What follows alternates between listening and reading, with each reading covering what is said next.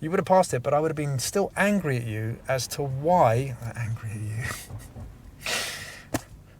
This guy can drive off his back. We're going to need a little bit of a backstory on you, buddy, because we saw you on the channel a long time ago. A little while ago. I don't know how many months ago was it. How many months ago was it? It was in like July. What's your name again? Arthur. If you haven't seen that video, it's a good video actually. If you haven't seen that video, I will link it at the end. You got caught into the trap of you needed a test and you ended up going to, I think it's on the video actually, that you ended up doing your test where? Ipswich. No. Ipswich? Yeah. We're in London and you went, how far away is Ipswich? 3-hour drive. I'm sure some of you can sympathise with the fact that you have to travel quite far in order to get a driving test these days. But we are lucky this time, and we've got you a test in... Yeah, in Mill Hill. Got a test in it. So he's got a test coming up. We are at Mill Hill, and we're going to be doing a mock driving test. How did that test in Ipswich go? Obviously, it didn't go well. Didn't go well. I'm in this seat. One of the things that you were doing on your previous mock, and probably what you took into your test, was that you weren't really using your planning and awareness. You weren't anticipating problems. You were sort of reacting to them. He's a good driver. The guy can drive. He's done, and the majority of your driving has been done with who? Private practice with the parents. Yeah. You will actually learn to drive quite well. Control of the car. His control is generally very good. It's about that decision making, isn't it? Yeah. So anyway, we're going to get on with this today. You know how this works, don't you? Yep. At all times, I like to follow the road ahead unless I tell you to turn left or turn right, or unless road signs indicate otherwise. If I need you to turn, I'll tell you in good time. One reversing manoeuvre, possibly an emergency stop. The independent drive will be approximately 20 minutes on sat-nav. Tell me how you would check that your directional indicators were working properly. Well, I'd press the indicator, then I'd go out and check, or maybe I'd use a mirror or a door in another car to see if they were working. Okay, just put your indicators on. Yeah. Cool, I like it. Answer for you guys at home, just to make it so much easier, is you just put your hazard warning lights on. Yeah. And then walk around the car once. Just like always, like, comment and subscribe because it really does boost the video, pushes it out to a wide audience. If you get any value from the video, obviously thumbs up would be amazing. And if you're new to the channel, consider subscribing too. If you are interested in doing a mock test on my channel, I will put my Instagram down here. Follow me, send me a DM, and then we can talk about it. So when we see you next, we'll be starting the test. A few moments later. And this is just for you, man. How do you feel about this, seriously? I know we're shooting a video and stuff. No, honestly, I've got to be honest, your test is coming up. Arrive at your destination at 11:46 a.m. I feel better with my driving. I just hope that I can pass. I'm just trying to get everything together. The road manipulates and changes. Different things happen. It's about your approach to stuff. Yeah. Yes? Yeah. So as things are looking uncertain, yes, what do you think your speed should be doing? Just check it. Just decrease it. You can never be 100% perfect. I mean, some people do come out with 0 minors, but yes, it's just about making sure. And you just got to be on it for 35 minutes. Yeah. You do that, you will. With your skill level, yes? Yeah. Well, hopefully. Yeah. If anything comes out today, anything happens today, then that's good. It's come out in a mock. Yeah, for That's sure. the whole purpose of these, okay? Yeah. All right, so whenever you're ready, buddy, if you start your engine for me, please. When you're ready, buddy. Drive on. My biggest concern with Arthur has always been his jumping into situations. I really hope he doesn't do this again today. But only a short distance up the road, he starts to demonstrate his front-footed drive, which on one side can be a good thing, but it can also get you into trouble. His first mistake happens as he's exiting a 20 zone. He just starts to pick up his speed a little bit too early.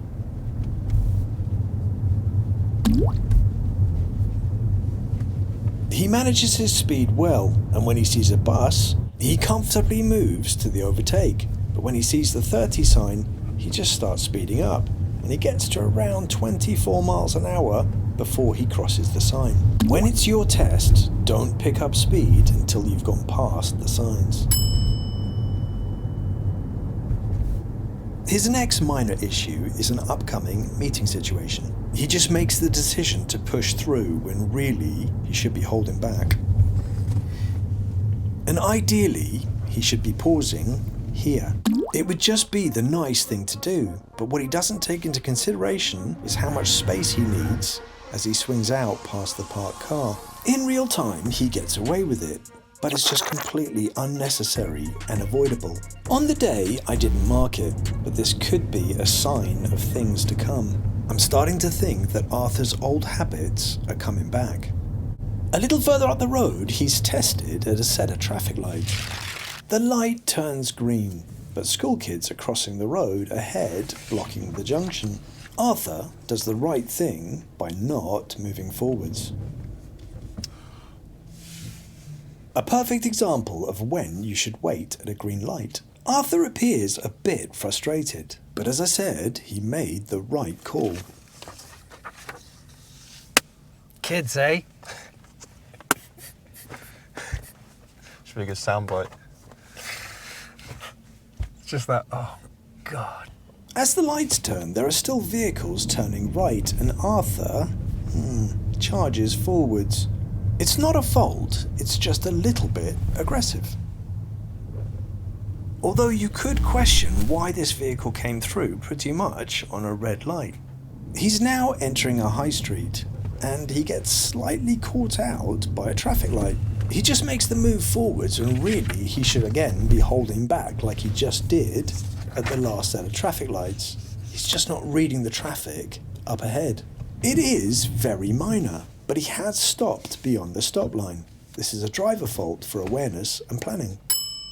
And then a little further up the road, again his front-footed drive catches him out. Turn left, then turn right. He does well here though. The right turn is straight after this left and he positions well. Turn right.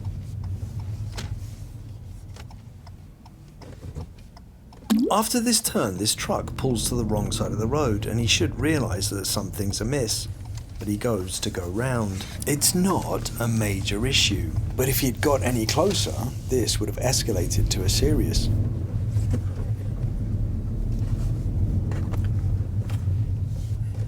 Moving closer just makes it harder for the truck driver to get around this corner. He did, however, leave enough room, but this is a driver fault for awareness and planning. But then in this tight section of road, he demonstrates well how he should be doing all of his meeting situations. This time, he doesn't fight for the space and waits nicely in a spot to allow the vehicle to come through. This is exactly how he should be doing them.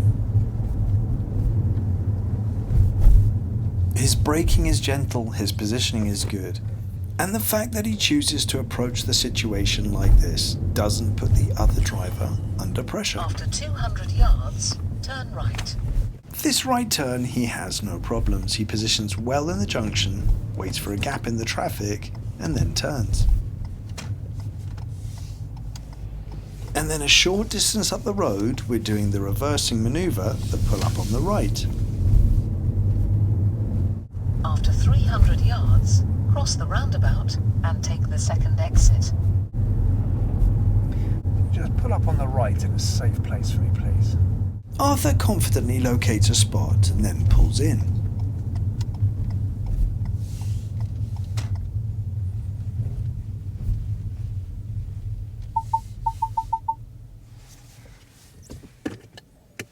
Nicely done. Don't switch the engine off. That's it. Don't switch the engine off. It's fine.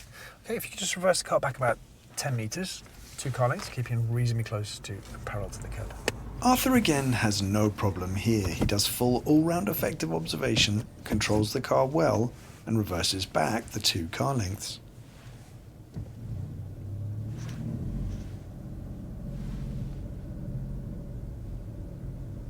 There is a car now coming towards him, but he does bring the car to a stop before it comes past. Or I should say van, really, and it's kind of simultaneous, but I'm not going to hold that against him. Okay, that do. Drive on when you're ready. He does have a slight bad habit of throwing his signal on before he's had a good look round, but he's not affecting anyone in this case, so it's just not noteworthy. But try to do your observation before you signal. He moves straight out into a normal driving position and then manages the roundabout up ahead of him well. And sometimes it gets itchy. After 80 yards, cross the roundabout and take the second exit. And then there's this pedestrian, which I think might actually need to be discussed. The highway code stipulates that if a pedestrian is in the road, you must let them go. But if you were to follow that rule to the letter, when driving in built-up areas, you could find yourself stopping every 100 meters or so to let a pedestrian cross. And of course, there's in the road and barely in the road. If a pedestrian's got themselves in a position on the road that is deemed dangerous for them, then of course, let them go. But this particular pedestrian is safe and is shielded by the parked cars. So in this case, he's right to make the pedestrian wait.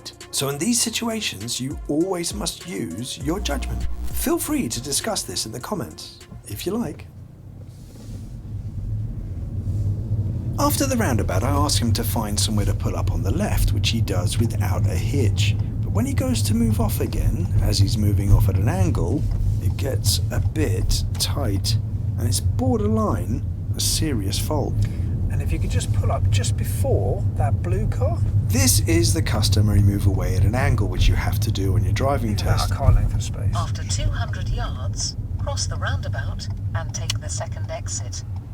A little bit closer. And it's on quite a tight road. That'll do. Provided you don't try to move off when there are oncoming cars, it shouldn't be a problem. Brilliant. Drive on when you're ready. He's already previously demonstrated he's not afraid to take a tight gap. It's just this is completely unnecessary. And he does impact the oncoming learner driver, who responds by trying to move slightly out of the way. And if he'd just waited for this blue van to come through, it would only have been another couple of seconds. And if you look at how close he gets to this parked car here, just to compensate for the severe lack of space, it's a bit risky. I feel like he just about gets away with it, so that's a driver fault for moving away safely. Am I being generous? Cross the roundabout and take the second exit. At this roundabout, he's a little bit hesitant, but it's not enough for it to be a problem. And you may also notice that he doesn't check mirrors or signals to exit at this junction, but there's no one there, so there's zero impact. The next two roundabouts he also manages well. The first one he's a little bit hesitant, but I can see why. Sometimes it's better to err on the side of caution. Go left on the roundabout and take the first exit.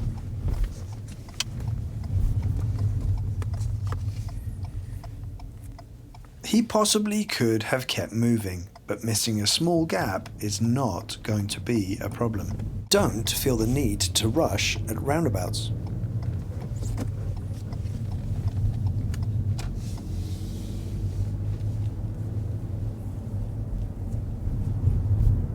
Cross the roundabout and take the second exit. Then, at the end of the road, turn right. He again doesn't signal to exit, and this time he does have a vehicle behind, so this is a driver fault for necessary signal.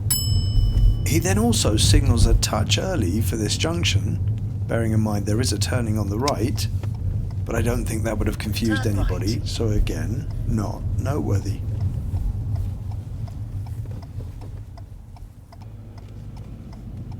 He then handles this right turn nicely, making sure to accommodate the vehicles on his left-hand side, or potential vehicles, anyway, keeping nicely to the right-hand lane of this new road. The bus lane up ahead is open and he could use it, but he chooses not to. However, he's saved by the fact that he's told to turn right shortly up the road. So, in this case, it's not a problem. However, do use them if they're open. Don't forget to read the signs. After 250 yards, turn right. Then, at the end of the road, turn left. Okay, so just, I don't know why Am I in slow motion? it keeps doing this. Take your time. Ignore that. At the roundabout, Turn right. Then, at the end of the road, At the roundabout. turn left. right, 1, 2, 3, fourth exit. Fourth exit. Eventually I get there. Turn left. Then, turn left. Just ignore sat nav for the moment. Right, now it's on. Go right on the roundabout and take the fourth exit. Like everybody I've taken on this route, he doesn't get into the correct lane for exit, but again, it doesn't impact anybody, so I'm not too concerned about it. It's also not marked very well to tell you to move into that left-hand lane. But he checks his mirrors, signals, and comes off the roundabout well. And then responds well to a vehicle blocking his path. And then shortly I pull him over to do the hill start. And if you could just pull up on the left in a safe place for me, please. Sure. Arthur again finds a suitable spot, but when he goes to move off again, it gets a bit tricky. Nice. Okay. Drive on when you're ready. Arthur again throws his signal on quite quickly, but I can see why he's doing it. It's relatively busy, and it's probably a good idea to let people know that you want to move off, especially if it's thick with traffic. Eventually, 2 police vans come along, and we get eyeballed by the police. This is probably for one of 2 reasons. One, my car's covered in cameras, which makes it a little bit visible. And 2, it's probably a good idea to cancel your signal. Letting the police know that you intend to stay where you are is probably a good idea, especially when they're driving at speed. However, no major harm done, and he's now able to move off. Police are checking us out there. And then a red car by the side of the road demonstrates exactly what can go wrong when driving goes wrong. He's had an accident. He's had a serious accident. Indeed. And now Arthur has to deal with the bus gate. The bus gate requires you to take the correct route, obviously not for buses, and it looks like Arthur's a little bit confused, but then he takes the right lane. It gets tight, but he manages it.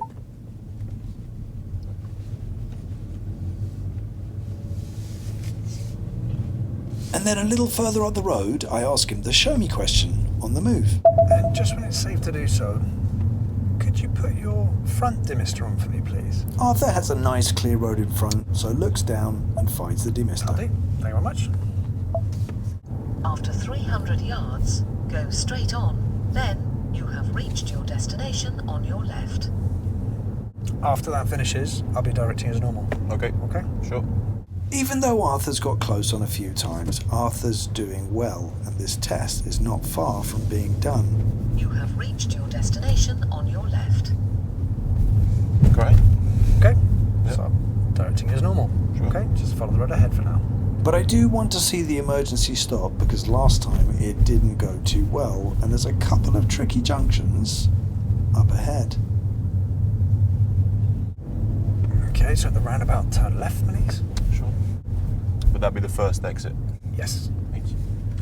No problem to clarify that at all. If you're not sure, just ask.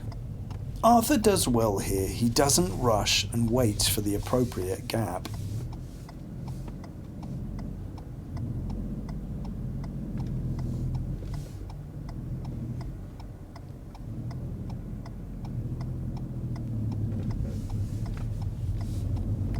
And then as the road gets tight because of a poorly parked car, he manages the space again well.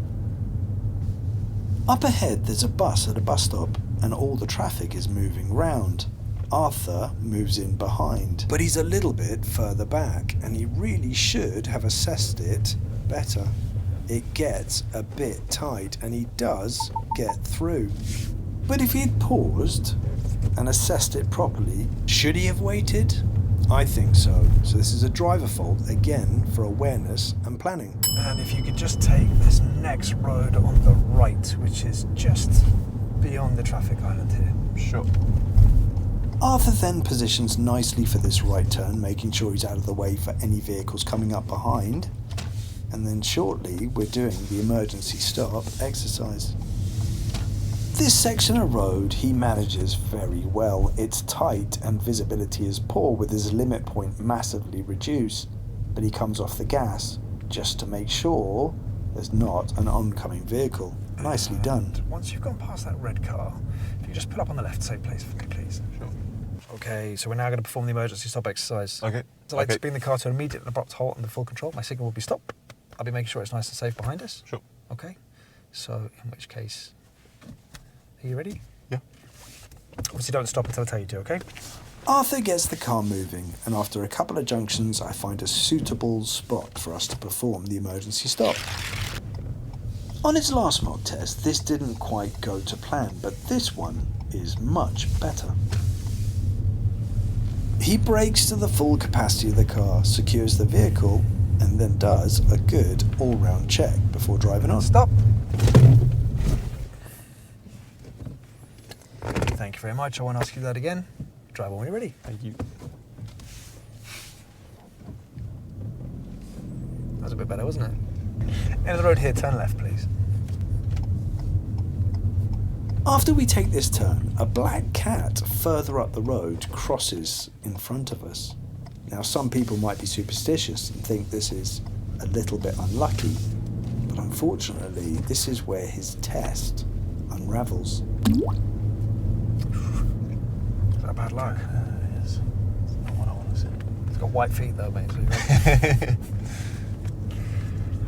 End of the road here, turn right, please. We are only a few junctions away from the end of this test, but I've decided I wanted to see him do the double mini roundabout, and he makes a mistake with his positioning. It's not 100% his fault because the road markings are terrible, but he doesn't understand the space very well and impacts a vehicle behind. And you're approaching 2 mini roundabouts in quick succession. I'd like you to turn right on both of them, please. Okay. Heading towards Mill Hill, if that helps. Sure. Firstly, he doesn't see the vehicle in front that wants to reverse parallel park into the space. His braking's a little bit harsh, but not enough to be a serious problem. And then here is the roundabout. Now the road markings are poor, but he should position to the right. Regardless, the blue car behind would like to try and come past, but can't because there's not enough space. And then Arthur makes his move, but the damage unfortunately has been done. If he hadn't had anyone behind him, he possibly could have got away with this one. But because of that blue car, this is a serious fault. And then to pour salt into an already gaping wound, he now makes a mistake in a 20 zone. He again picks up his speed way too early and hits almost 28 miles an hour before he crosses the 30 sign. To say I was gutted for him is an understatement. This was a real shame.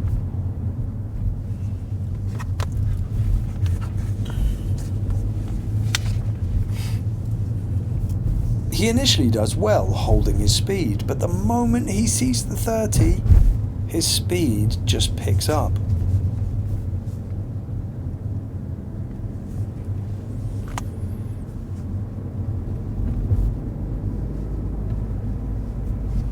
I know it's only for a short distance, but that's enough. You do that on your test, and that is a fail. That's a serious fault for use of speed.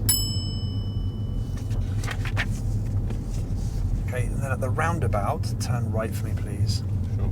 He now also takes a small risk at this pedestrian crossing. There are pedestrians just walking by, and yet he doesn't moderate his speed. If one of those pedestrians, and in fact the one behind, does cross, that again would have been a serious fault. If you see pedestrians near a pedestrian crossing, reduce speed just in case.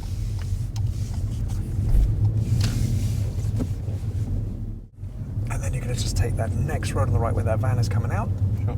This is Arthur's last right turn, and he positions well in the right filter lane box, getting out of the way of the vehicle coming up behind.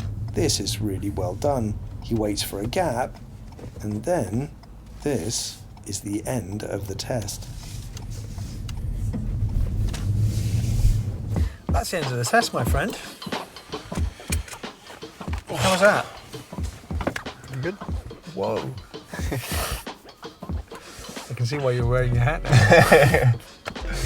I just simply don't have that problem, man. How was that, buddy? I mean, I think it was decent, pretty good. Okay. Yeah. So, pass or fail? I don't want to jinx it, but I think pass. This should be a pass. Should be. Yeah. You messed it up at the end. Which bit?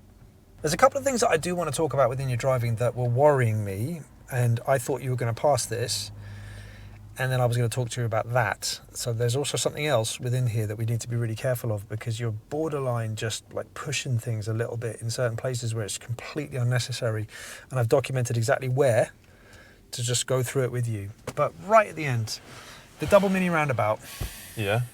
you're turning right. Yeah. It's a bit unfair because the road markings are really poor, Yeah. but it's 2 lanes. the first mini roundabout turning right. There's 2 lanes, and you're just straddling both of them. So you've positioned either to the right or the left. Yes? You're just over it, and it's really difficult to see. But the space itself should dictate to you where you should position. You had a vehicle behind you that wanted to come past you initially because you weren't positioned properly, and then stopped quite late because it couldn't really get past you. It then realised you were turning right. So we had an impact on the vehicle behind. That went straight over my head. Didn't notice that at all. It's just the space. Okay. Right? It's just space. Like, even if I can't see the lines, I just use the space. I just think, you know what, I'm turning right, and it's kind of wide, this junction. Where could you position? Okay, another one, right at the end. 20 zone. You did this twice, actually, and I gave you a driver fault for the first one. You see the sign coming up ahead of you. You see the 30 sign coming up, and you just start accelerating as if you're already through that zone. You're not in that zone yet. Where does the zone start? At the line?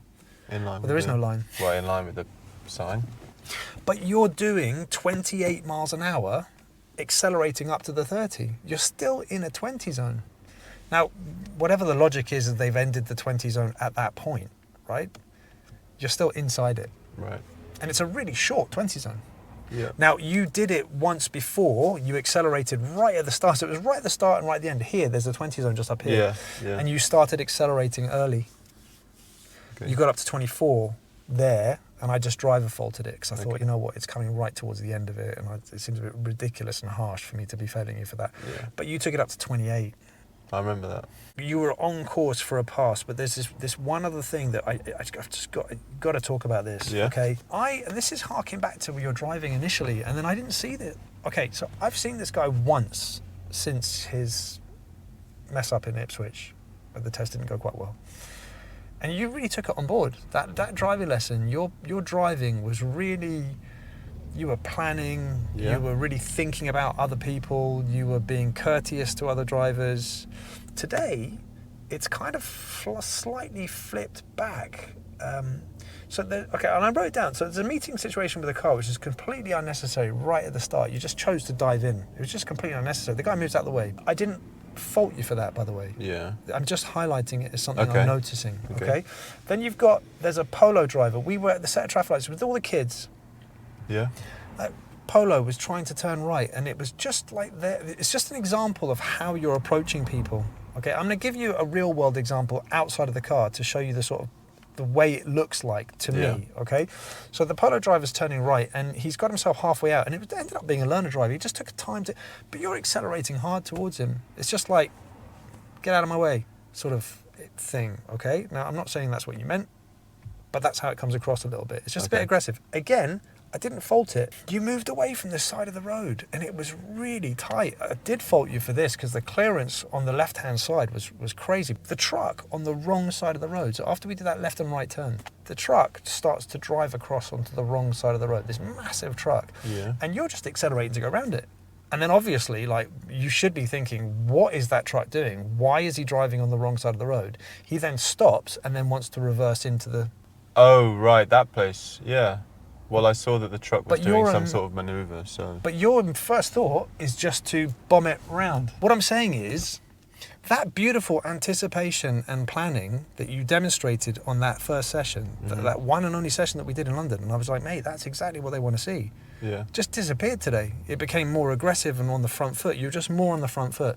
By the way, at that point, I hadn't failed you. You would have passed it, but I would have been still angry at you as to why... Angry at you...